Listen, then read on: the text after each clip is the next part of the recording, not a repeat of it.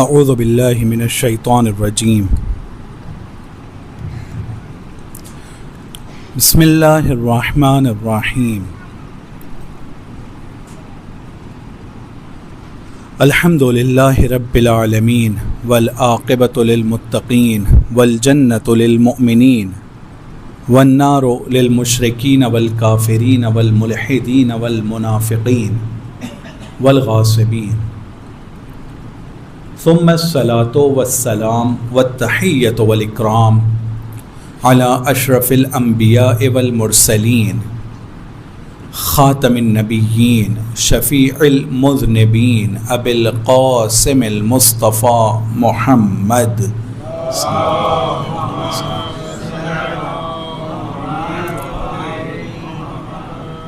وعلى آل بیتہ الطیبین الطاہرین المعصومین المظلومین المنتجبین المنتخبین واللعنۃ الدائمۃ علی اعدائہم اجمعین من یومنا ھذا الی قیام یوم الدین اما بعد فقد قال اللہ تبارک وتعالی فی کتابہ الکریم اعوذ باللہ من الشیطان الرجیم بسم اللہ الرحمن الرحیم یا ایہا الذین آمنوا من یرتد منکم عن دینہ فسوف یأتی اللہ بقوم یحبهم ویحبونہ اذلۃ علی المؤمنین اعزۃ علی الکافرین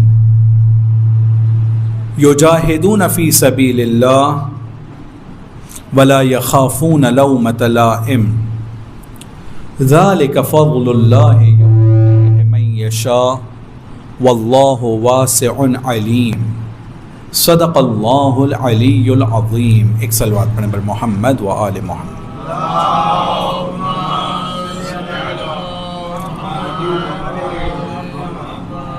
خداوند عالم سورہ مائدہ کی آیت نمبر 54 میں ارشاد فرماتا ہے، 54ویں آیت میں ارشاد فرماتا ہے، اے ایمان لانے والوں، تم میں سے جو شخص بھی پلٹ جائے گا اپنے دین سے، یعنی جو سیکھا ہے اب اس کے اوپر عمل نہیں کرے گا، وہ چیزیں جو رسول نے بتایا تھا اس راستے کے اوپر باقی نہیں رہے گا، تو فسوف یأتی اللہ بقوم، خداوند عالم اس کی جگہ ایک قوم لے کر آئے گا، ان لوگوں کی جگہ پر ایک قوم لے کر آئے گا جس قوم کی کوالٹی یہ ہوگی، ان کے اندر کچھ صفات پائی جائیں گی، کچھ کوالٹیز پائی جائے گی. وہ قوم سے اللہ محبت کرے گا اور وہ لوگ اللہ سے محبت کریں گے. وہ اللہ کے محبوب ہوں گے، اللہ ان سے محبت کرے گا اور وہ لوگ اللہ سے محبت کریں گے.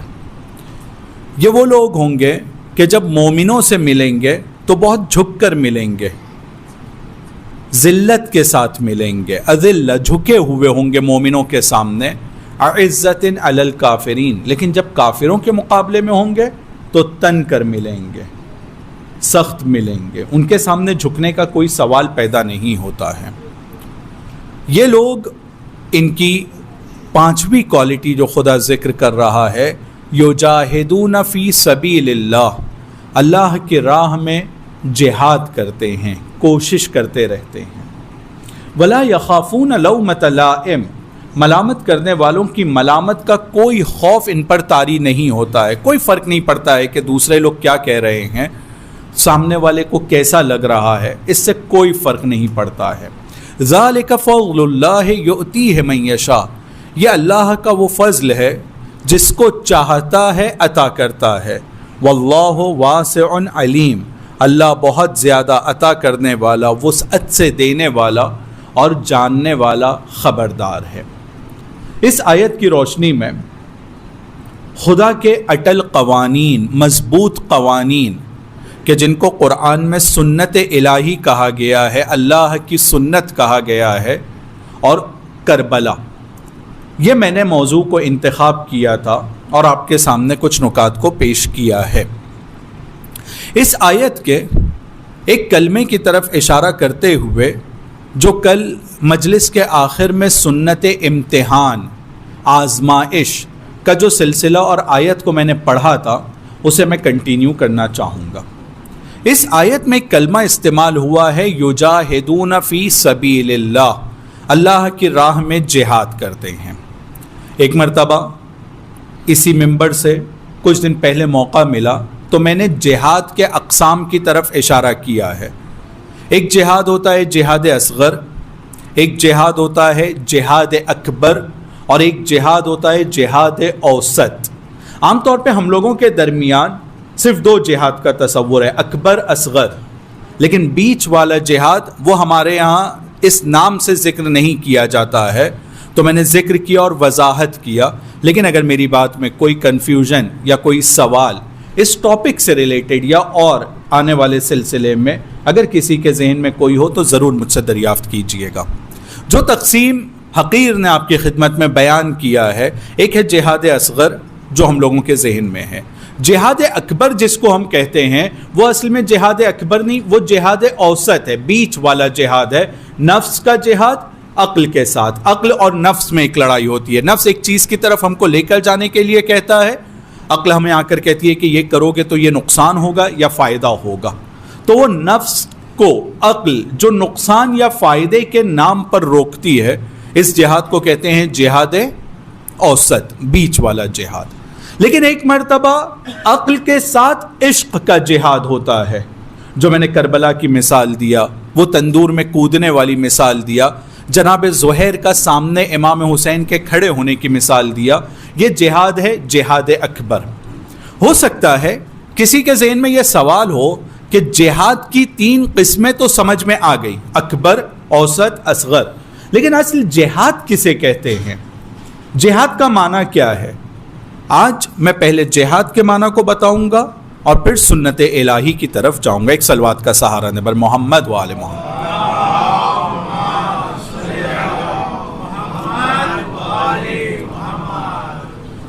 जिहाद एक ऐसा अमल है कि जिस अमल को दुनिया में सबसे ज़्यादा बदनाम करने की कोशिश की गई है। इसको कुछ बेरहम लोगों से, बेदीन लोगों ने जिस तरह से इस कलमे को बदनाम करने के लिए एक तरीक़े से ख़ुद ठेका उठा लिया था कि वो जिहाद करने वाले मुजाहिद लोग हैं, उसको बुनियाद बनाकर दुनिया में जिस कलमे को सबसे ज़्यादा इस्लामी कलमात में जिस कलमे को सबसे ज़्यादा बदनाम करने की कोशिश की गई है, उनमें से एक कलमा है जिहाद का कलमा।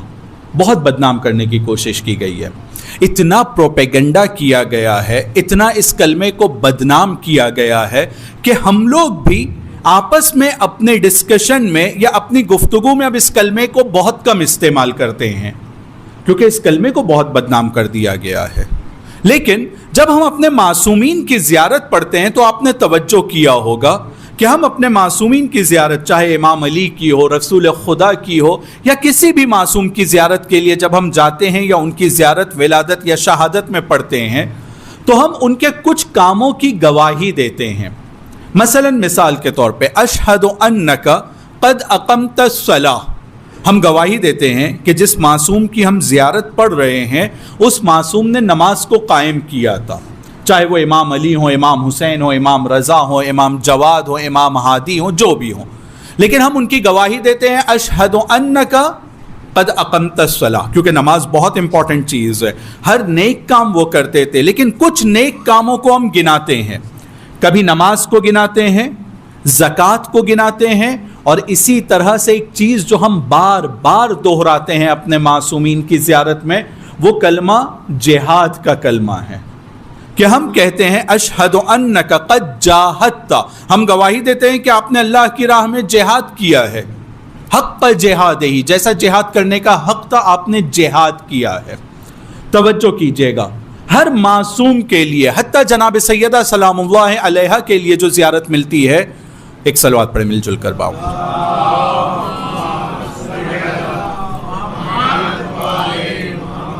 उसमें भी जिहाद का तसव्वुर और जिहाद के कलमे को बयान किया गया है। लेकिन हम लोगों के ज़हन में जो जिहाद का पहला माना प्रोपेगेंडा के ज़रिए से आ जाता है, वो ये माना आता है कि जिहाद यानी तलवार हाथ में होना और किसी को मारने के लिए जाना, बंदूक हाथ में हो और किसी के ऊपर बस गोली चलाना है। کیونکہ پروپیگنڈا کیا گیا ہے. بم کو باندھ لینا ہے کمر سے اور جا کے سوسائڈ بامبر بن جانا ہے, ایک کے ساتھ اپنے آپ کو بھی مارنا اور دوسروں کو بھی مارنا, جس میں اس بات کی طرف بھی توجہ نہیں کرنا کہ بے گناہ لوگوں کو مار رہے ہیں. خداوند عالم کو یہ قبول نہیں ہے, اسلام اس کی تعلیم نہیں دیتا ہے. لیکن کچھ لوگوں نے, کچھ جاہلوں نے اگر اس طرح کا کام کیا ہے تو کچھ شیطانوں نے اس کلمے کو اسی بہانے سے بدنام کرنے کے لیے پروپیگنڈا شروع کر دیا. کچھ جاہلوں نے قدم اٹھایا, لیکن کچھ شیطانوں نے دیکھا کہ نہیں, یہ جہاد کا کلمہ اتنا مقدس کلمہ ہے, اتنا بہترین کلمہ ہے کہ اس کو اتنا بدنام کر دیا جائے کہ سماج کے اندر جہاد, کوشش, آگے بڑھ کر کچھ کرنا, اس کے جذبے کو جتنا دبایا جا سکتا ہے دبا دیا جائے. اور اب تو دن یہ آ گئے ہیں کہ لو جہاد, UPSC جہاد, پتہ نہیں کس طرح کے جہاد کے کلمے کو بدنام کرنے کی آپ توجہ کیجئے کہ کس طرح سے کوشش کی جاتی ہے. ہر جگہ پہ جہاد کے کلمے کو لے کر آتے ہیں بدنام کرنے کے لیے. کورونا کا ٹائم تھا, وہاں جہاد, بہت ساری جگہ ہے, میں ان مثالوں میں جانا نہیں چاہتا ہوں, لیکن امپورٹنٹ چیز یہ ہے کہ جہاد کو بدنام کرنے کی کوشش کی گئی ہے. کیا ہے یہ جہاد کا کانسیپٹ؟ کیا چیز اس میں پائی جاتی ہے کہ اس کے پیچھے لوگ پڑ گئے ہیں, اور خاص طور پہ وہ لوگ کہ جو بہت سمجھدار ہیں اور اسلام کے مقابلے میں کھڑا ہونا چاہتے ہیں, وہ لوگ, وہ کیوں جہاد کا اتنا پیچھا لے رہے ہیں؟ اس کی ایک وجہ جناب سیدہ سلام اللہ علیہا نے خطبہ فدکیہ میں ذکر کیا. ایک صلوات پر محمد و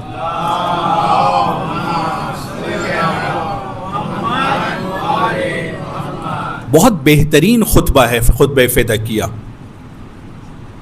کچھ علماء تاکید کرتے ہیں کہ شیعوں کو حفظ ہونا چاہیے, لیکن میں ان کا نام لے کر کوٹ کر رہا ہوں کیونکہ مجھے بھی پورا حفظ نہیں ہے, اس میں سے کچھ جملے حفظ ہیں, لیکن علماء تاکید کرتے ہیں کہ شیعوں کو یہ حفظ ہونا چاہیے.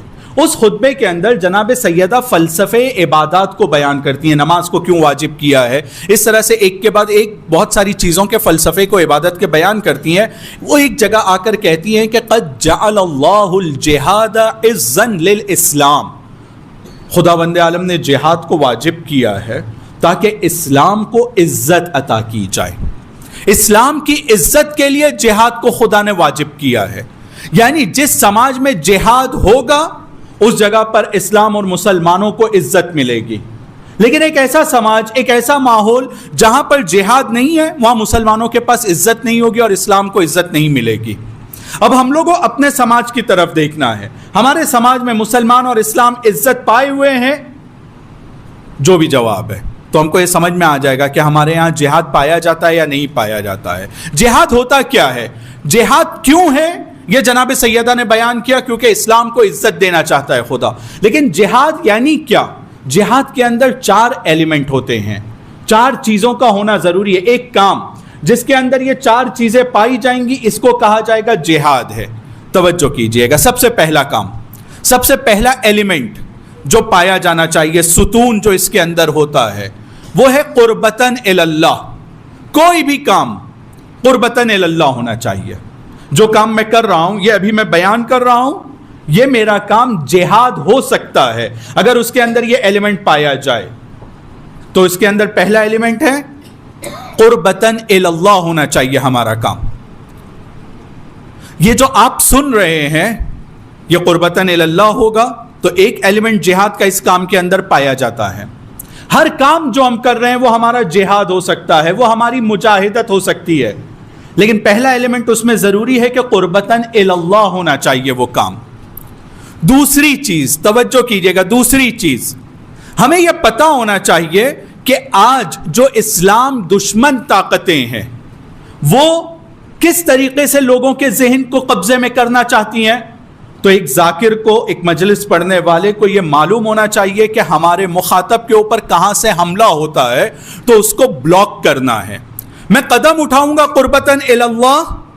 دوسری چیز, مجھے یہ پتا ہونا چاہیے کہ دشمن کس طریقے سے ہم پر حملہ کرتا ہے ہماری فکروں کے اوپر.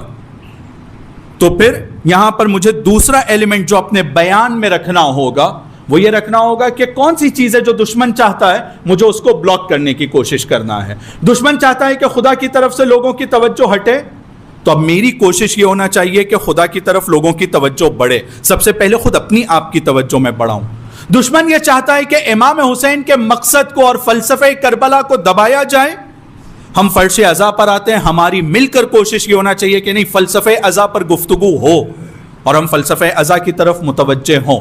تو دوسرا ایلیمنٹ، پہلا ایلیمنٹ ہے اللہ کی طرف بڑھنا ہے ہم کو۔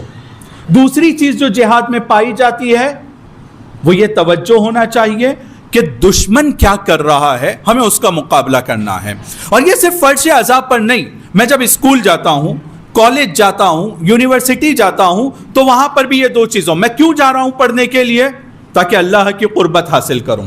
جہاں میں پڑھنے کے لیے جا رہا ہوں وہاں پر مجھ پر کیسے حملے ہو رہے ہیں اللہ کے راستے سے ہٹانے کے لیے، تو اب میں صرف وہاں پر قربتاً اللہ نہیں جا رہا ہوں، وہ تو ہے ہی، ساتھ ساتھ میں وہ جو حملے مجھ پر ہو رہے ہیں محرم نامحرم کے، میوزک کے، اور پتہ نہیں دوسرے بہت سارے حملے جس سے میری روح کو متاثر کیا جا رہا ہے، دشمن میری روح پر جس طریقے سے حملہ کرنا چاہ رہا ہے مجھے اس کو بلاک کرنا ہے، مجھے آگے بڑھنا ہے اللہ کی طرف، ایک قدم آگے بڑھانا ہے اور آنے والے تیروں کو روکنا ہے، بلاک کرنا ہے۔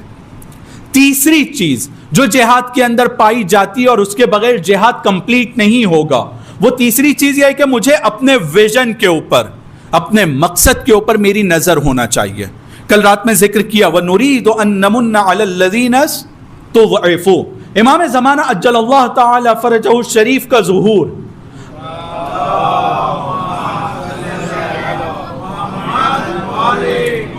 میرا ویژن، میرا مقصد امام زمانہ کا ایک بہترین سپاہی بننا ہے کہ جن کے ہاتھ میں یہ دنیا کی لیڈرشپ آنے والی ہے، امامت آنے والی ہے، جن کے ہاتھ میں یہ دنیا ان کو وراثت میں ملنے والی ہے، ارث میں ملنے والی ہے، اور خدا ان کو وارث بنانے والا ہے۔ تو میرا ویژن کلیئر ہونا چاہیے، ہر کام جو اچھا ہے صرف وہ نہیں بلکہ وہ کام جو میرے مقصد تک کے پہنچنے میں میرے لیے مددگار ہے وہ مجھے کرنا ہے۔ ہم لوگوں کو اپنے ویژن کے اوپر، اپنے چشم انداز کے اوپر، اپنے ڈیسٹینیشن کے اوپر ہمیشہ نظر رکھنا ہے۔ سب سے پہلے ہوا قربتاً اللہ، دشمن کے راستے کو بلاک کرنا ہے، رحمانی طاقت کے مقابلے میں جو شیطانی طاقتیں ہیں جو کام کر رہی ہیں ہمیں اسے روکنا ہے۔ اور تیسری چیز کہ ہمارا ویژن کلیئر ہونا چاہیے، میں کس ڈائریکشن میں آگے بڑھوں۔ اگر مجھے ڈائریکشن ہی نہ پتا ہو کہ مجھے کس طرف جانا ہے، مثلا اگر مجھے احمد آباد سے بمبئی جانا ہے اور میں کانودر کی طرف جانا شروع کر دوں تو سفر تو کر رہا ہوں، میں انرجی میری لگ رہی ہے لیکن مقصد کی طرف میں نہیں بڑھ رہا ہوں، کیونکہ مقصد میرا بمبئی ہے، مجھے اس طرف جانا ہوگا۔ اور یہ مقصد ہمیشہ اپنے سامنے رہنا ضروری ہے۔ مقصد کے بغیر اگر کوئی سفر شروع کرتا ہے، ویژن کے بغیر کوئی چلنا شروع کرتا ہے، اچھا کام کرنے لگتا ہے، تو امام صادق علیہ السلام ارشاد فرماتے ہیں کہ اس کے سفر کے ذریعے سے جتنا وہ آگے بڑھتا چلا جا رہا ہے اتنا زیادہ مقصد سے دور ہوتا چلا جائے گا۔ اچھے کام کر رہا ہے، اپنی انرجی لگا رہا ہے، دکھ رہا ہے کہ کچھ نہ کچھ کر رہا ہے، لیکن چونکہ مقصد پر نظر نہیں ہے تو جتنا آگے بڑھ رہا ہے اتنا اصل مقصد سے وہ دور ہوگا۔ تو جہاد کے اندر مقصد بھی بہت ضروری ہے۔ مقصد کے بغیر کوئی اچھا کام بھی آپ کر لیں وہ جہاد نہیں ہو سکتا ہے، مقصد ضروری ہے۔ امام زمانہ کا ظہور، مقصد کے اوپر نظر رکھنا ضروری ہے۔ ہر کام جو ہم کرنا چاہتے ہیں، میں کماتا ہوں کیونکہ مجھے امام زمانہ کے ظہور کا زمینہ تیار کرنا ہے، میں پڑھتا ہوں کیونکہ مجھے امام زمانہ کے ظہور کا مقدمہ فراہم کرنا ہے، میں جو کام کرتا ہوں کیوں کر رہا ہوں میرے پاس جواب ہونا چاہیے، امام زمانہ کے ظہور کے لیے کر رہا ہوں۔ تو مقصد واضح ہونا چاہیے۔ اور چوتھا ایلیمنٹ بہت امپورٹنٹ ہے، ایسے یہ سب کے سب امپورٹنٹ ہیں، ان میں سے کوئی ایک چیز بھی نہیں ہوگی تو جہاد نہیں ہوگا، لیکن چوتھا یہ سمجھنے کی، یعنی میں سمجھانے کی کوشش کر رہا ہوں، پھر ایک بار ریپیٹ کروں گا کہ اگر کوئی بات واضح نہیں ہوگی تو پلیز مجھ سے دریافت کیجیے گا۔ ایک صلوات کا سہارا دے بر محمد و آل محمد۔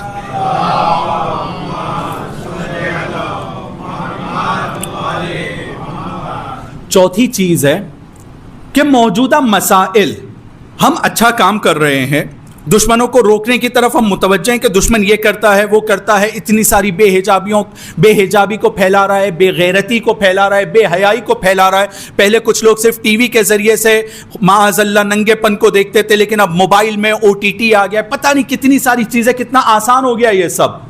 ہم لوگ سب کے دل میں درد ہوتا ہے کہ یہ سب جو ہو رہا ہے بہت برا ہو رہا ہے، دشمن، لیکن دوسری طرف ہم یہ سوچتے ہیں یار اتنا سارا حملہ ہو رہا ہے، اتنے زیادہ لوگ مل کر رہے ہیں، ہم کر بھی کیا سکتے ہیں؟ لیکن نہیں، چوتھی چیز کی طرف توجہ بہت ضروری ہے. موجودہ مسائل، ایشوز جو بھی ہمارے سماج میں پائے جاتے ہیں، جو بھی پرابلمز ہمارے سماج میں پائے جاتے ہیں، اس کو موجودہ وسائل کے ذریعے سے سولو کرنا ہے. ہمیں ہاتھ پر ہاتھ رکھ کر یہ سوچ کر نہیں بیٹھنا ہے کہ ہاں بات تو صحیح ہے کہ ہمیں اللہ کی طرف آگے بڑھنا ہے، یہ بات بھی صحیح ہے کہ ہمیں دشمن کا مقابلہ کرنا ہے، یہ بات بھی صحیح ہے کہ ہم لوگوں کو اپنے ویژن کے اوپر نظر رکھنا ہے، مقصد کے اوپر نظر رکھنا ہے. لیکن پرابلم یہ ہے کہ ہمارے پاس سادھن نہیں ہے، ہمارے پاس ایسی فیسلٹیز نہیں ہے جس کے ذریعے سے ہم مقابلہ کر سکیں.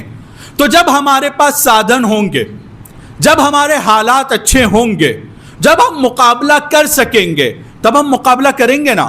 ابھی ہم لوگوں کو دعا کرنا ہے کہ خدایا ہم لوگوں کے لیے سادھن کا انتظام کر دے. صرف دعا میں لگ جائیں اور کوئی قدم نہ اٹھائیں. نہیں، یہ نہیں ہے جہاد. اسلام کی تعلیم، معصومین کی تعلیم یہ نہیں ہے. معصومین کی تعلیم یہ ہے، اردو میں توجہ کیجئے گا، ایک ورڈ ہے مسائل. مسائل یعنی ایشوز، پرابلمز، موجودہ مسائل جو پرابلمز پائے جاتے ہیں ہمارے سماج میں. موجودہ وسائل یعنی ٹولز، اس کے ذریعے سے ہمیں سولو کرنا ہے. انتظار نہیں کرنا ہے کہ وسائل آئیں گے تو ہم مسائل کو حل کریں گے.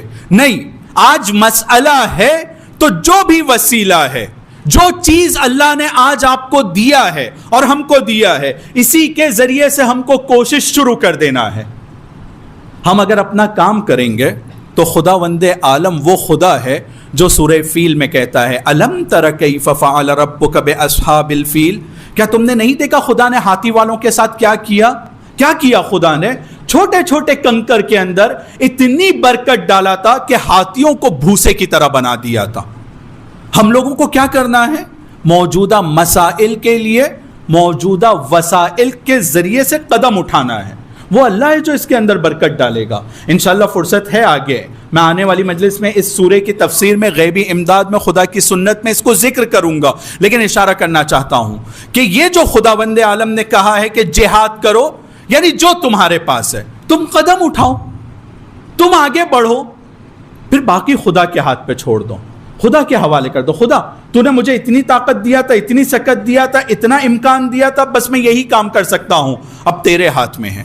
تو خداوند عالم چھوٹی سی چیز میں، چھوٹی سی حرکت میں بڑی برکت ڈالے گا. امپورٹنٹ یہ ہے کہ ہم لوگ آگے بڑھیں، ہم کچھ کرنے کے لیے آگے بڑھیں. اور اگر ہم کچھ کرنے کے لیے آگے نہیں بڑھیں گے اور خدا سے دعا مانگیں گے تو ہماری ایسی دعائیں قبول نہیں ہونے والی ہیں. اور یہ میں اپنی طرف سے نہیں کہہ رہا ہوں، اس کا ریفرنس ہے، آیتوں میں ہے، روایتوں میں ہے، جس کی طرف اشارہ کیا گیا ہے کہ ہم لوگوں کو جہاد کرنا ہے. جہاد کرنا ہے یعنی کیا؟ اللہ کے لیے قدم اٹھانا ہے، ظالموں کو بلاک کرنا ہے، ہم لوگوں کو اپنے مقصد کے اوپر نظر رکھنا ہے اور اپنے مسائل کو موجودہ وسائل سے حل کرنے کی کوشش کرنا ہے. ہاتھ پر ہاتھ رکھ کے یہ انتظار نہیں کرنا ہے کہ جب حالات بدلیں گے تب ہم قدم اٹھائیں گے. نہیں، آج جو کچھ ہمارے پاس ہے اس کے ذریعے سے ہمیں کوشش شروع کرنا ہے اور پھر نتیجہ یہ خدا کے اوپر چھوڑ دینا ہے. ہمیں اپنا کام کرنا ہے. تو خدا کہتا ہے یجاہدون فی سبیل اللہ، ایک ایسی قوم کو خدا لے کر آئے گا جو اللہ کی راہ میں جہاد کرے گی، اور وہ جہاد وہ لوگوں کا خدا اس کے اندر پھر برکت ڈالے گا. میں اس جہاد کے کانسیپٹ کو ایک مثال کے ذریعے سے واضح کرنا چاہوں گا. ایک صلوات کا سہارا دے بر محمد و آل محمد.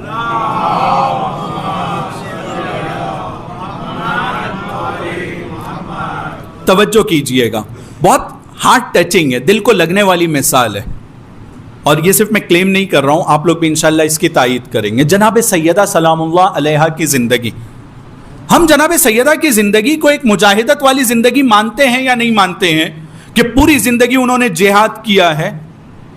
ہے کوئی جو کہے کہ نہیں ایسا نہیں ہے؟ سب لوگ مانتے ہیں نا جہاد کیا ہے. اب آپ توجہ کیجئے گا کہ یہ چاروں ایلیمنٹ ان کے کام میں کیسے پائے جاتے ہیں.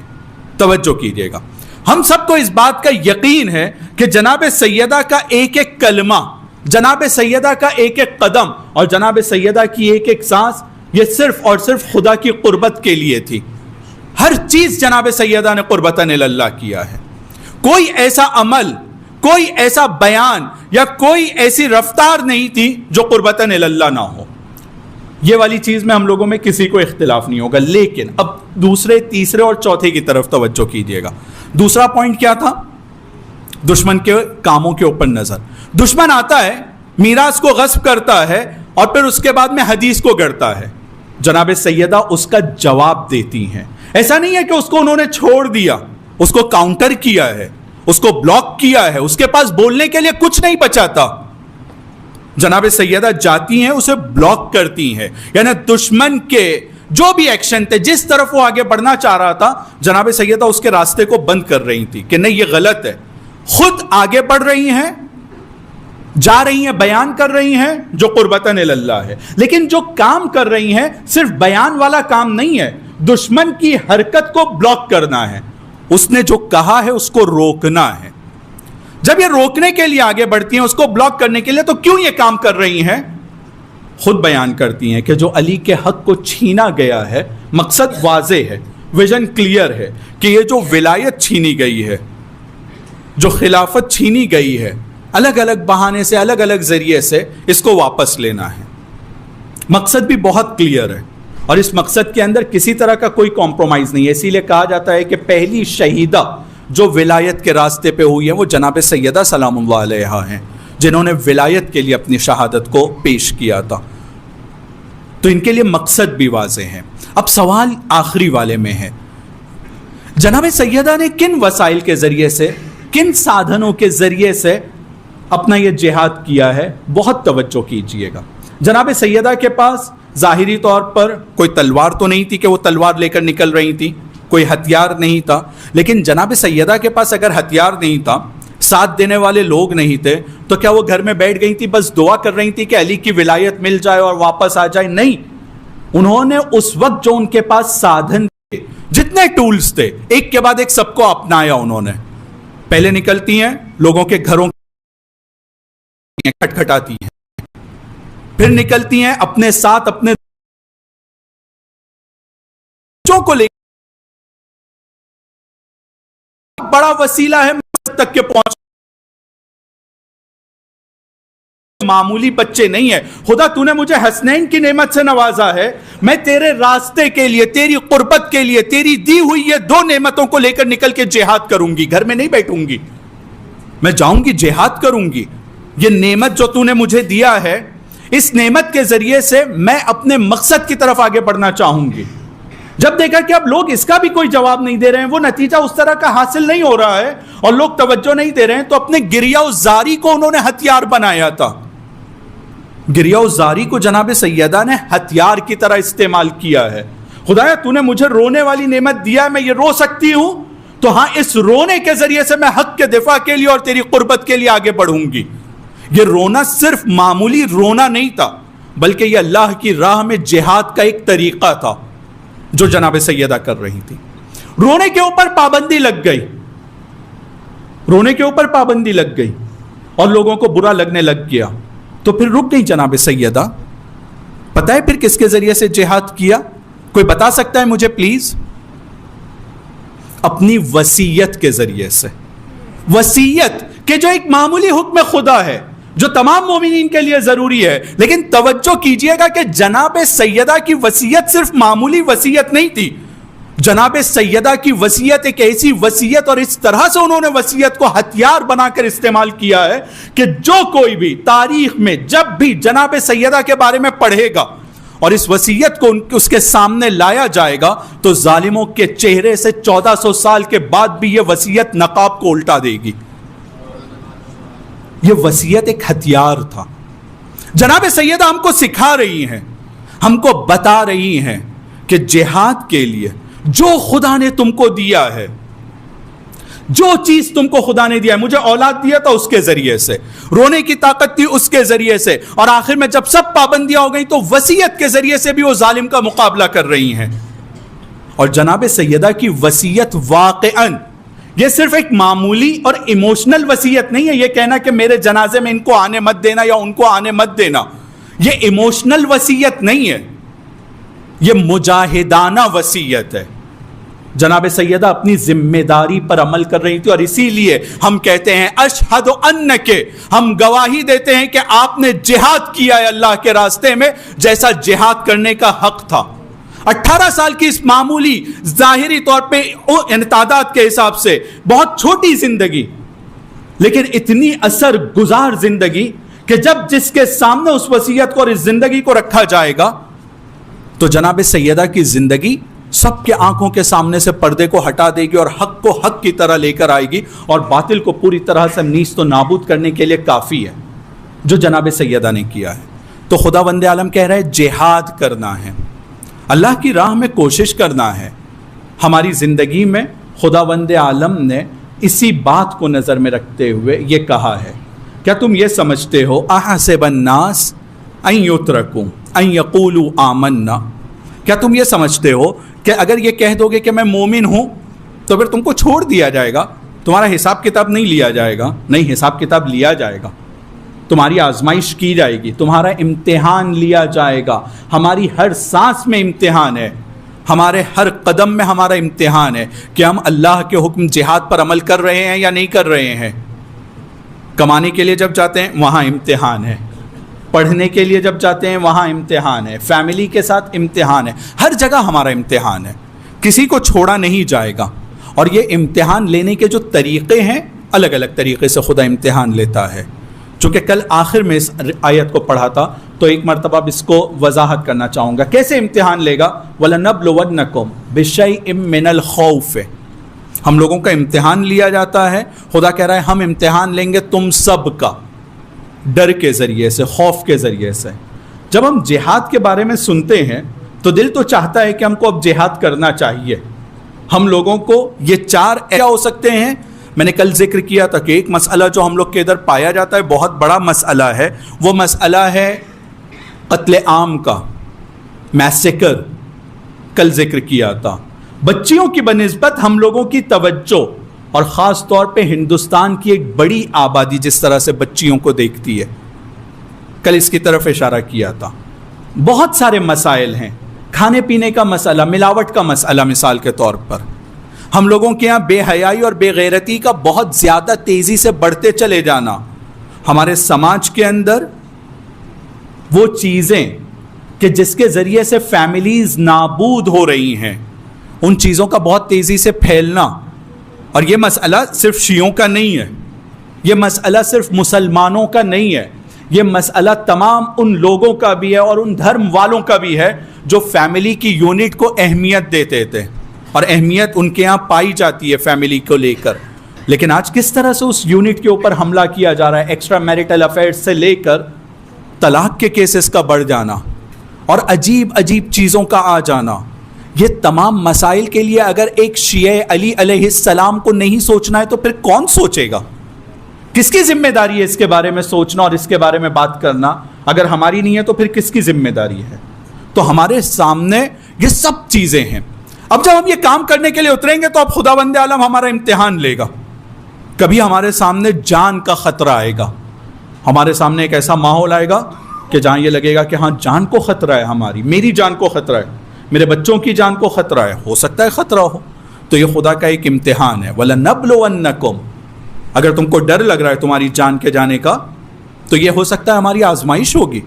کبھی کسی کو جان کا خطرہ نہیں ہے, ہو سکتا ہے کہ اگر میں یہ کاموں میں لگ جاؤں گا تو پھر کمانے ومانے میں کمی ہو جائے گی, میرا بینک بیلنس, میرے بچوں کا فیوچر اور یہ والی اسکیم, وہ والی LIC اور پتہ نہیں اس تمام چیزوں کو میں کہاں سے بھروں گا.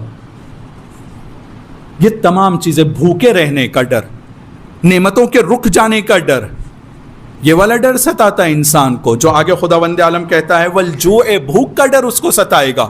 خداوند عالم امتحان لیتا ہے یہ والا. پھر خدا کہتا ہے وَنَقْسٍ مِّنَ الْأَمْوَالِ, کبھی ایسا ہوگا کہ کوئی کام کوئی اچھا کرتا ہے, آگے بڑھ کے کرتا ہے, لیکن جس دن اس نے کوئی کام اچھا کیا اسی کے دوسرے دن یا اسی وقت کوئی ایک ایسی مصیبت اس کے اوپر ظاہری طور پر آ جاتی ہے کہ جس کے نتیجے میں اس کے پاس جو مال تھا اس میں کمی ہو جاتی ہے. نَقْسٍ مِّنَ الْأَمْوَالِ, مال میں کمی ہو جائے گی. تو اب اس کا امتحان ہے کہ اب راستے پہ آگے بڑھتا ہے یا رک جاتا ہے. خداوند عالم کا یہ امتحان ہے. پھر کہتا ہے وَالْأَنفُسِ, اپنی جان کا تم کو امتحان دینا ہوگا, کیونکہ ہم تم سب کو آزمائیں گے, الگ الگ طریقے سے آزمائیں گے. سب کی آزمائش الگ الگ طریقے کی ہوتی ہے, سب کی ایک طرح کی آزمائش نہیں ہوتی ہے کہ ہم دوسروں کی آزمائش کے اوپر ہنسیں. ہم اپنے بارے میں دیکھیں کہ ہماری آزمائش ان میں سے کون سے طریقے سے ہو رہی ہے اور میں کیسے اس آزمائش میں کامیاب ہو رہا ہوں یا ناکام ہو رہا ہوں. اور آخری چیز جو اس آیت میں خدا ارشاد فرماتا ہے والثمرات، اولاد کے ذریعے سے.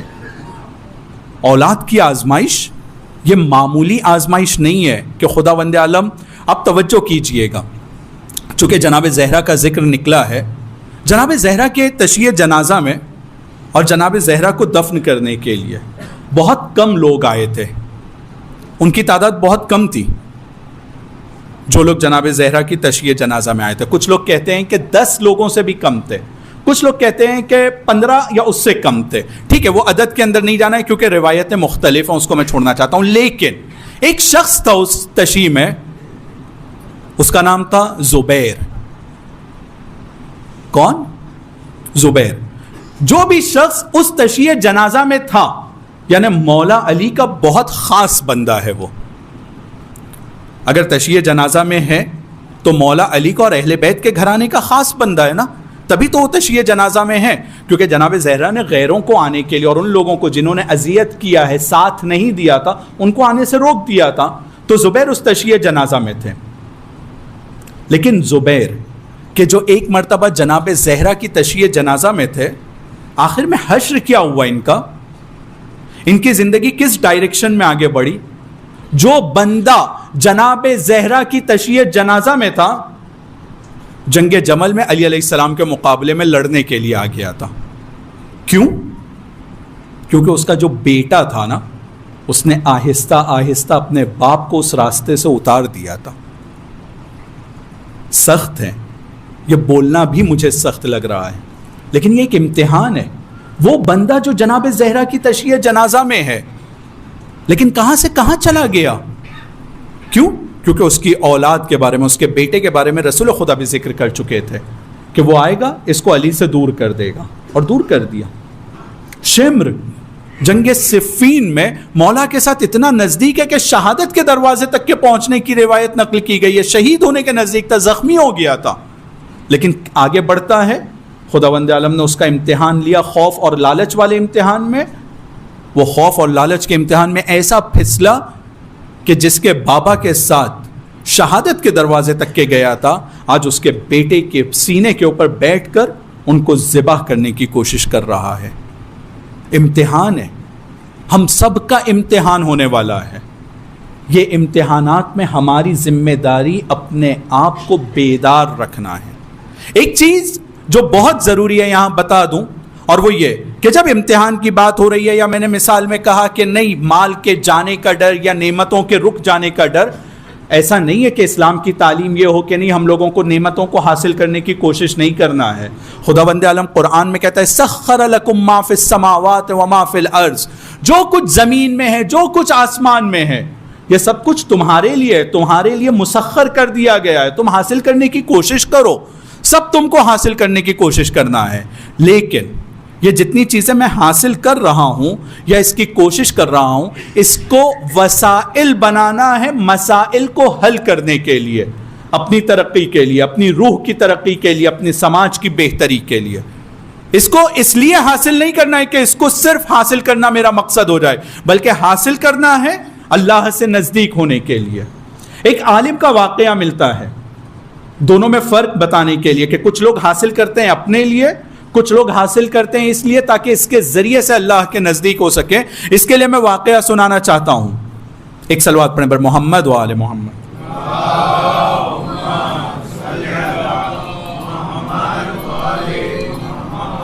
ایک عالم تھے، ایران کے شہر اصفہان میں رہتے تھے. اصفہان اس زمانے میں کیپٹل ہوا کرتا تھا، راجدھانی ہوا کرتا تھا. یہ عالم جو اصفہان میں رہتے تھے راجدھانی میں اس زمانے کی، اس راجدھانی میں یہ عالم کے پاس بہت بڑا گھر تھا، بنگلہ تھا، اچھا بہت بڑا گھر تھا، پیلس ٹائپ. ان کے پاس کام کرنے والوں کی تعداد کئی سو نوکر اور کنیزیں تھی کام کرنے کے لیے. بہت سارے نوکر ان کے یہاں کام کرتے تھے، بہت ساری نوکرانیاں ان کے یہاں کام کرتی تھیں. ان کے پاس اس زمانے کے گھوڑے اور گاڑیاں، جس کو آج ہم لوگ گاڑیاں کہہ سکتے ہیں، اس زمانے کے گھوڑے بہت زیادہ تعداد میں پائی جاتے تھے. 2-4 نہیں تھے، بہت زیادہ تھے. عام طور پر اس طرح کی لائف سٹائل کہ اتنا بڑا گھر ہو، اتنے سارے نوکر ہوں، اتنے سارے گھوڑے ہوں اور اونٹ و سواری کے لیے یہ عام طور پر تصور یہ ہے کہ مولانا لوگوں کے پاس نہیں ہونا چاہیے. تو ایک عالم ایران کے نارتھ میں رہتے تھے, ان کے ذہن میں بالکل یہی خیال آیا کہ یار یہ مولانا ہے, عالم ہے, اور اتنا بڑا گھر اس کے پاس, اتنے سارے گھوڑے اس کے پاس, اور اتنی ساری چیزیں اس کے پاس. میری ذمہ داری بنتی ہے کہ میں اس کو جا کر سمجھاؤں کہ بھائی عالموں پہ یہ زیب نہیں دیتا ہے کہ اتنی ساری نعمتوں میں وہ متنعم رہے یا نعمتوں کے درمیان رہے. ایک دم سادہ زندگی ہونا چاہیے, سمپل زندگی, ایک کپڑا, کچھ کپڑے, یا اس طرح کی بہت سادہ زندگی. ان کے ذہن میں یہ تصور, اور وہ اپنے شہر سے نکلتے ہیں ان کو سمجھانے کے لیے, اور اصفہان پہنچتے ہیں. جب اصفہان پہنچتے ہیں تو ان کی باڈی لینگویج دیکھ کر, ان کے آنے کو دیکھ کر, وہ اصفہان والے عالم کو یہ احساس ہو گیا کہ یہ کچھ مجھ سے بات کرنا چاہتا ہے, کچھ مجھے سکھانا چاہتا ہے, اور اس موقع کی تلاش میں کہ اکیلے میں ہم لوگ کچھ بات کریں. تو یہ عالم نے کہا کہ بہت اچھے ٹائم آئے ہو, آج جمعرات کا دن ہے, شب جمعہ ہے, چلو آج ہم نیت کرتے ہیں امام حسین کی زیارت کے لیے نکلتے ہیں. تم آ گئے ہو, اب ہم لوگ یہاں سے امام حسین کی زیارت کے لیے چلتے ہیں. تو وہ پہلے عالم نے کہا اس سے اچھا اور کیا ہو سکتا ہے, کیونکہ میں چاہتا تھا کہ ان کے ساتھ بات کروں اور ان کو اپنا میسج کنوے کروں, اور اکیلے فرصت بھی ڈھونڈ رہا تھا. جب سفر میں ہم لوگ اکیلے رہیں گے تو یہ بہت اچھا موقع ہے کہ میں اپنے دل کی بات ان کو بول سکوں گا. نکل جاتے ہیں اصفہان سے زیارت کے لیے. جب چلنا شروع کرتے ہیں اور کچھ دور نکل جاتے ہیں, تو کچھ دور نکلنے کے بعد وہ جو نارتھ سے عالم آئے تھے وہ اپنے سامان کو چیک کرتا ہے, تو دیکھتا ہے کہ وہ ایک اس کے پاس ایک پیالہ تھا, ایک کٹورا, پیالہ, لوٹا, جو بھی آپ, پیالہ سمجھنے اور سمجھانے کے لیے کہہ رہا ہوں, کشکول اصل میں ورڈ ہے. ایک پیالہ تھا, وہ پیالہ وہ ڈھونڈتا ہے, کہتا ہے یہ پیالہ میرا وہاں تمہارے گھر پہ چھوٹ گیا ہے. وہ عالم اصفہانی عالم کو کہتا ہے اپنا سامان ڈھونڈنے کے ٹائم پہ کہ وہ جو میں پیالہ میرے پاس تھا نا, وہ پیالہ تمہارے گھر پر چھوٹ گیا ہے. یہ اصفہانی عالم جواب میں کہتا ہے ٹھیک ہے چھوٹ گیا تو چھوٹ گیا, چلو ہم لوگ اپنا سفر کنٹینیو کرتے ہیں, کوئی بات نہیں. تو پلٹ کر جواب میں کہتا ہے وہ بھائی صاحب تم بہت پیسے والے ہو, تمہارا بنگلہ ہے, تمہارے گھوڑے ہیں, تمہارے نوکر چاکر ہیں, تو تم کو پیالہ صرف پیالہ لگ رہا ہے, لیکن وہ صرف پیالہ نہیں ہے, میرے لیے وہ پیالہ ہے, بہت امپورٹنٹ چیز ہے میری زندگی میں, کچھ اور تھوڑی ہے, یہی ایک چیز ہے. تم کو لگ رہا ہے کہ وہ ایک صرف پیالہ ہے, لیکن میرے لیے وہ صرف پیالہ نہیں ہے, بہت امپورٹنٹ چیز ہے. پانی پیتا ہوں, وضو اس کے پانی سے کرتا ہوں, کھانا کبھی اس میں لیتا ہوں, اور اس طرح کی چیزوں کو انہوں نے گنایا. پھر یہ عالم کہتا ہے ٹھیک ہے یار, چلو آگے بڑھتے ہیں, ختم کریں, ہم لوگ امام حسین کی زیارت کے لیے تو جا رہے ہیں, ہم لوگ کا کام نکل جائے گا, تم کو کوئی دقت پیش نہیں آئے گی. وہ پلٹ کر پھر کہتا ہے کہ نہیں بھائی صاحب وہ پیالہ بہت امپورٹنٹ ہے, مجھے وہ پیالہ چاہیے. تو کہتے ہیں کہ بھائی ہم لوگ امام حسین کی زیارت کے لیے جا رہے ہیں, تم پیالے کے لیے جاؤ گے, ہم لوگ کا سفر ڈسٹرب ہوگا. کہتے ہیں ایک کام کرو, تم اپنا اسی اسپیڈ میں سفر کنٹینیو کرو, میں تیزی سے جاؤں گا, جلدی سے واپس آؤں گا, تم کو جوائن کر لوں گا اور پیالہ لے کر آ جاؤں گا. پھر وہ جو اصفہان والے عالم ہیں اس کو روکتے ہیں کہ بھائی ایسا مت کرو, پیالے کے لیے تم جاؤ گے, میری کمپنی تھوڑی دیر کے لیے تمہارے ساتھ نہیں رہے گی, تو یہ سفر اس طرح سے نہیں, رک جاؤ نا, ہم لوگ کنٹینیو کرتے ہیں سفر. وہ عالم اصرار کر رہے ہیں سفر کو کنٹینیو کرنے کے لیے, اور یہ عالم اصرار کر رہا ہے وہ پیالہ لینے جانے کے لیے. تھوڑی دیر کے بعد اصفہان کے عالم ایک عجیب جملہ کہتے ہیں, اور یہ جملہ ہم لوگوں کے لیے درس ہے, اور اس جملے کے لیے میں نے اس واقعے کو سنایا ہے. وہ جملہ یہ کہتے ہیں کہ سنو, جب امام حسین کی زیارت کے لیے ہم لوگوں نے فیصلہ کیا تو فوراً میں نے اپنے بنگلے کو چھوڑا, اپنے پیلس کو چھوڑا, میں نے اپنے گھر بار کو چھوڑا, نوکروں کو چھوڑا, اپنی سواریوں کو چھوڑا, اور سب چھوڑ کے میں تمہارے ساتھ حسین کے لیے راستے پر نکل پڑا. میں اتنا سب کچھ ہے, سب چھوڑ رہا ہوں, اور تم ایک پیالہ نہیں چھوڑ سکتے ہو امام حسین کے زیارت کے راستے میں. تو اس کا مطلب یہ ہے کہ نعمتوں کا ہونا برا نہیں ہے, نعمتوں کا حسین کے راستے میں رکاوٹ بننا برا ہے. اگر نعمت ہم لوگوں کے پاس ہو اس میں برائی نہیں ہے, لیکن یہ نعمت میرے لیے رکاوٹ بن جائے, یہ نعمت جو مجھے ملی تھی جس مقصد کے لیے, اس مقصد میں استعمال نہ ہو, تو یہ نعمت پھر میرے لیے خطرناک ہو جاتی ہے. وہ ہو سکتا ہے صرف ایک پیالہ ہو. اب ہم لوگ اپنے آپ سے پوچھ سکتے ہیں اور دیکھ سکتے ہیں کہ کون سی ایسی نعمت ہے جہاں پر خدا میرا یہ والا امتحان لے رہا ہے, وَلَنَبْلُوَنَّكُمْ, ہم تمہارا امتحان لیں گے. ہم سب کو اس کی طرف توجہ کرنا ہے کہ ہمارا امتحان ایک پیالے کے ذریعے سے ہو سکتا ہے، کسی کا کسی اور چیز کے ذریعے سے ہو سکتا ہے، لیکن یہ یقین کیجئے کہ یہ خدا کا اٹل قانون ہے، بالکل واضح بات ہے، اس میں کوئی دو رائے نہیں ہے کہ امتحان ہر ایک کا ہونے والا ہے، لیکن کیسے ہوگا، کس کا، کب، کہاں پر، یہ خدا کے ہاتھ میں ہے۔ اس کا ایک پیالے کے ذریعے سے ہو رہا تھا، سننے میں اور دکھنے میں بہت سمپل سی بات ہے، لیکن یہ امتحان خدا کیسے لیتا ہے؟ الگ الگ طریقے سے۔ عمر سعد کا امتحان خدا نے رے کی حکومت کے ذریعے سے لیا، وہ رے کی حکومت میں پھسل گیا تھا۔ معاویہ کا امتحان خداوند عالم نے شام میں لیا ہے، دمشق کی حکومت کے ذریعے سے۔ جتنے بھی لوگ ہیں آج جن کے بارے میں ہم یہ کہتے ہیں کہ وہ امام حسین کے مقابلے میں آئے تھے، ان لوگوں کا بھی امتحان ہوا ہے اور ان لوگوں کا بھی امتحان ہوا ہے جو امام حسین کے ساتھ تھے، سب کا امتحان ہوا ہے۔ لیکن امام حسین کے ساتھ رہنے والے علیہ السلام ہو گئے کیونکہ انہوں نے سب کچھ کو ٹھکرا دیا حسین کے راستے کو اپنانے کے لیے۔ لیکن وہ لوگ کہ جنہوں نے امام حسین کے مقابلے کے راستے کو اپنایا، آج ہم سب کہتے ہیں نا کہ خدا کی لعنت ہو ان کے اوپر۔ کیوں؟ وجہ یہ ہے کہ ان لوگوں نے خدا کی دی ہوئی نعمتوں کو خدا کے نزدیک ہونے کے بجائے خدا تک پہنچنے میں رکاوٹ بنا لیا تھا۔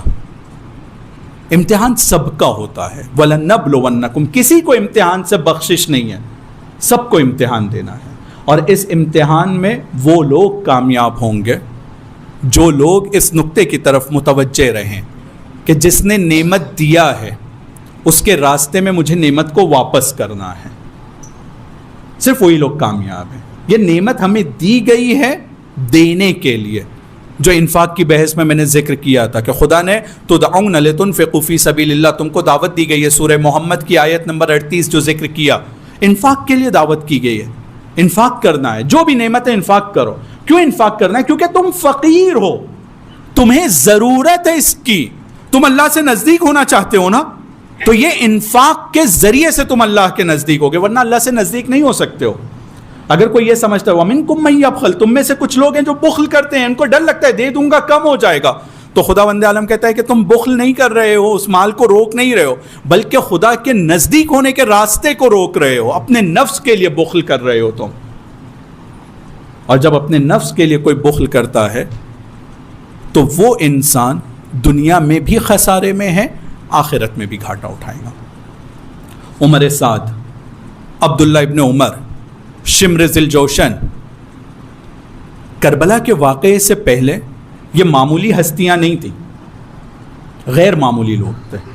میں نے ذکر کیا کہ ان میں سے ایک بندہ امام کے گلے کو چومتا ہے، اتنا روتا ہے کہ اس کی داڑھی بھیگ جاتی ہے آنسوؤں سے، امام حسین کے مصائب کو جو اس نے سنا تھا اس کو یاد کر کے روتا ہے، داڑھی بھیگ جاتی ہے، اور امام کو چھوڑ کر چلا جاتا ہے۔ عمر سعد، اس کی پوری کوشش پہلے یہ تھی کہ بغیر اس کے کہ امام حسین کو شہید کیا جائے، مارا جائے، رے کی حکومت کسی طریقے سے میں حاصل کر لوں۔ اس کی پہلی کوشش یہ نہیں تھی کہ میں جاؤں گا اور حسین کو قتل کرنے کے لیے نکلا ہوں۔ تاریخ کے اندر اس طرح کے باتیں اور واقعات ملتے ہیں، اس کی گفتگو ملتی ہے کہ وہ یہ اپنے آپ کو ہوشیار سمجھتا تھا کہ میں ابن زیاد سے اور یزید سے ایک ڈیل کر رہا ہوں اس طرح کی کہ مجھے رے کی حکومت بھی مل جائے گی اور حسین کو مارنے کا بھی ارادہ نہیں ہے۔ لیکن جب اس نے ایک ایک قدم اٹھانا شروع کیا تو اس قدم کا نتیجہ کیا ہوا؟ رے کی حکومت تو گئی جس کے امام نے پیشن گوئی کر دیا تھا، لیکن کتنا بڑا مجرم ہو گیا وہ کہ امام حسین کو شہید کیا۔ یہ جو شمر ہے معمولی انسان نہیں تھا، لیکن امتحان میں لوگوں کی حقیقت پتہ چلتی ہے، اور یہ سب امتحان ہم سب کا گزر رہا ہے۔ اور یہ امتحان جب کربلا کے میدان میں کربلا والوں کے سامنے آیا تو کیسے وہ پیش کرتے ہیں اپنے آپ کو اس امتحان کے اندر؟ جناب حبیب، ایک ذاکر کے نقل کرتے ہوئے کہہ رہا ہوں، جب سفرے پر اپنی وائف کے ساتھ، زوجہ کے ساتھ بیٹھے ہوئے تھے تو کیا گفتگو ہو رہی تھی؟ انہوں نے کہا تھا، اس عالم نے، تو میں نقل کر رہا ہوں، وہ یہ کہتے ہیں کہ گفتگو ہو رہی تھی جناب مسلم کی تنہائی پر۔ جناب حبیب اپنی وائف سے، زوجہ سے جو بات کر رہے تھے وہ جناب مسلم کے حالات پر بات کر رہے تھے کہ ان کو بلایا گیا. بلانے کے بعد دیکھو کوفہ والوں نے کیسے ان کے ساتھ برتاؤ کیا اور کیسے چھوڑ دیا. جناب حبیب کا بہت بڑا کردار تھا کربلا سے پہلے کوفہ کے اندر جناب مسلم کی حمایت میں، جناب ہانی کے ساتھ میں اور دوسرے اصحاب کے ساتھ میں جناب حبیب بہت بڑا رول پلے کر رہے تھے. لیکن حالات ایسے بدلے کہ جناب حبیب اب اپنے گھر میں اکیلے بیٹھ کر اپنی زوجہ سے درد دل کر رہے ہیں، اور اس درد دل کے درمیان میں ایک قاصد آتا ہے جو دروازے کو کھٹکھٹاتا ہے. کہتا ہے انا برید الحسین، میں حسین کی طرف سے آیا ہوں. اب جناب حبیب کے سامنے ایک چٹھی ہے، جس چٹھی کو اس سے پہلے کہ کھولنے سے پہلے آنکھوں سے لگایا، کیونکہ حسین کا نام آتا، حسین کی طرف سے ایک چیز آئی ہے. اور جب کھولا تو حسین علیہ السلام نے لکھا ہے من الرجل الغریب، ایک غریب الوطن کی طرف سے یہ ہے. آپ سب جانتے ہیں نا کہ جناب زینب نے 4 محرم کو جب شمر کربلا پہنچا تھا اور جس طرح سے لشکر اعداء میں خوشی کا ماحول بنا تھا اور جس طرح سے وہ تکبیر کی آوازوں کو بلند کر رہے تھے، تو جناب زینب ایک مرتبہ اپنے بھائی کو بلاتی ہیں اور اس طرح کے کچھ جملے کہتی ہیں کہ کیا آپ کی نظر میں کوئی نہیں ہے جس کو بلایا جائے جو ہماری مدد کے لیے آئے؟ تو امام حسین کو اپنے بچپن کے دوست حبیب یاد آتے ہیں، اور پھر امام ان کو یہ خط لکھتے ہیں، اور پھر اس میں جناب حبیب کے لیے جو کلمہ استعمال کیا ہے فقیہ کی طرف، یہ لیٹر لکھ کے بھیجا ہے انہوں نے ایک فقیہ کی طرف، اور اس میں لکھا ہے کہ حسین کربلا کے میدان میں ہے اور دشمنوں کے درمیان گھرا ہے. اس لیٹر کو پڑھنے کے بعد بند کیا اور رکھ لیا اور اپنی زوجہ کے پاس جا کر بیٹھتے ہیں. زوجہ پوچھتی ہے کیا ہوا، کیا لکھا ہے اس لیٹر میں، کیونکہ سن چکی تھی کہ لیٹر کس کی طرف سے ہے، حسین کی طرف سے. کہا کہ اس لیٹر میں لکھا ہے کہ امام حسین کی مدد کے لیے مجھے کربلا کی طرف جانا ہوگا. تو کہتے ہیں پھر حبیب کیا سوچ رہے ہو، امتحان ہے. جناب حبیب کہتے ہیں کہ حسین نے بلایا ہے لیکن تمہارے بارے میں سوچ رہا ہوں. جواب میں کہتی ہیں کہ جب رسول کا نواسہ دشمنوں میں گھرا ہے تم میرے بارے میں، تم کو اس دعوت کو لبیک کہنا ہوگا. ایسا نہیں تھا کہ جناب حبیب جانا نہیں چاہتے تھے، جناب حبیب جانا چاہتے تھے لیکن اپنی زوجہ سے گفتگو کر رہے ہیں.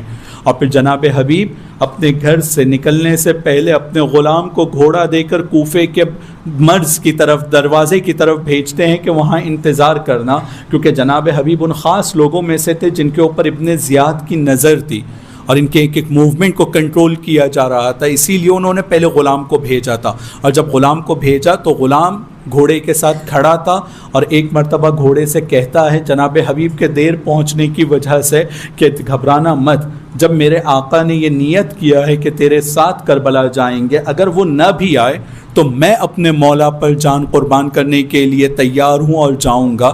جیسے ہی جناب حبیب نے یہ جملہ سنا تو ارشاد فرماتے ہیں کہ میرے آقا کی تنہائی اور مظلومیت پر کیا وقت آ گیا ہے کہ غلام بھی اب اپنی جان کو قربان کرنے کے لیے تیار ہیں. ہاں عزادارو، جناب حبیب کربلا کے میدان میں پہنچتے ہیں اور پہنچنے کے بعد جس وقت پتہ چلتا ہے امام حسین کے لشکر میں جب تکبیر کی آواز بلند ہوتی ہے تو ایک مرتبہ جناب زینب اپنی طرف سے جناب حبیب کو سلام بھجواتی ہیں. اس سلام کو سننے کے بعد میں جناب حبیب کہتے ہیں کہ ہائے رے اہل بیت کی بے کسی کہ شہزادی غلاموں کو سلام کہہ رہی ہیں. ہاں عزادارو، اسی طرح سے جناب حبیب نے اپنی وفاداری کو اور اپنے امتحان کو بتاتے رہے ہیں، اور ایک کے بعد درپیش امتحانات کو دینے کے بعد میں ایک وقت آتا ہے کہ شب عاشور ہے. ایک مرتبہ ایک صحابی جناب حبیب کو آ کر کہتا ہے کہ ابھی میں نے امام حسین کی زبانی، ابھی میں جناب امام حسین کے خیمے کے نزدیک سے گزر رہا تھا تو میں نے یہ آواز سنا کہ دختر علی بنت علی اپنے بھیا سے خطاب کر کے کہہ رہی تھی کیا آپ نے اپنے ساتھیوں کا امتحان لے لیا ہے؟ میرا دل گھبرائے جاتا ہے کیونکہ میرے بابا کے ساتھیوں نے ان کی مدد نہیں کیا تھا، میرے بھیا کے اصحاب نے ان کے تابوت کے اوپر بھی بھی تیر کو برسایا تھا اور میرے نانا کا جنازہ بھی اسی طرح سے چھوڑ دیا گیا تھا. کیا آپ نے اپنے ساتھیوں کا امتحان لے لیا ہے؟ بس یہ سننا تھا کہ اس نے جناب حبیب کو آ کر بتایا تو جناب حبیب اس خیمے کے سامنے آتے ہیں, اپنی تلوار کو اپنے گلے پر رکھ کر کہتے ہیں کہ بی بی اور میرے مولا, اگر آپ کہیں تو ہم خود اپنے امتحان کو آپ کے سامنے پیش کریں اور اپنے گلے کے اوپر خود تلوار چلائیں گے. ہم پوری طرح سے اپنے امام پر قربانی کے لیے تیار ہیں. اسی وجہ سے جب روز عاشور, ظہر عاشور کے نزدیک جناب حبیب نے جب دیکھا کہ امام حسین نماز کے لیے کھڑے ہو رہے ہیں تو لشکر کی طرف جا کر کہتے ہیں کہ میرے مولا نماز کے لیے مہلت مانگ رہے ہیں. تو ایک لعین نے کہا کہ کیسے حسین کو نماز کا کوئی فائدہ نہیں ہوگا, لیکن چونکہ امام سے محبت کرتے تھے, معرفت تھی, تو اب جناب حبیب اس جملے کو سننے کے بعد میں جو امام حسین کی شان میں توہین تھی اس کے اوپر حملہ کرتے ہیں. اور اس حملے کے بعد میں عمر سعد حکم دیتا ہے کہ پورا لشکر مل کر حبیب پر حملہ کرے, اور اسی درمیان میں جناب حبیب کی روح قفس عنصری سے پرواز کر جاتی ہے. الا لعنت اللہ علی القوم الظالمین وسيعلم الذين ظلموا أي منقلب ينقلبون. خدایا ہمارے اس مختصر سے عمل کو قبول فرما. خدایا امام زمانہ کے ظہور میں تعجیل فرما. خدایا ہم لوگوں کو ان کے مددگاروں میں, ناصروں میں اور ان کی رکاب میں شہادت کا درجہ نصیب فرما. خدایا تیری طرف سے ابتلاءات, امتحانات اور آزمائشوں میں ہم لوگوں کو کامیاب فرما. خدایا امام زمانہ کے ظہور میں تعجیل فرما. خدایا امام زمانہ کے ظہور میں تعجیل فرما. وصلی اللہ علی محمد وآلہ الطاہرین.